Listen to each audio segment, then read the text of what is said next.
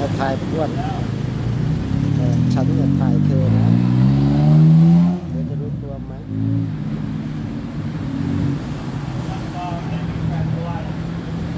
โอ้นั่งมันเท่นะ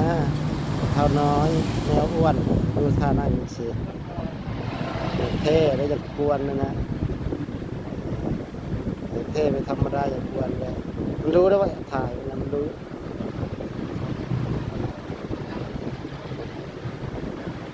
แช่ได้กระดิกห่างด้วยทำตาโต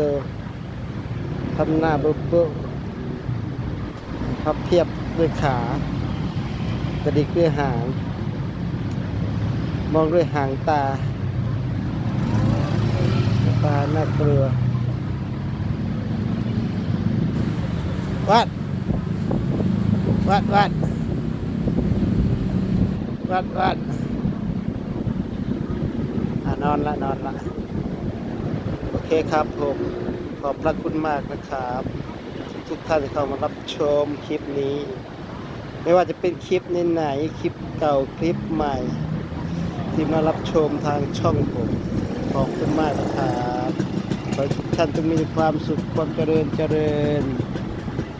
มีแต่ความสุขตลอดไปมีเงินมีทองพอใช้จ่ายสุขภาพแข็งแรงฝากไลค์ฝากแชร์ด้วยนะครับฝากแชร์ฝากไลค์ด้วยขอบคุณมากนะครับ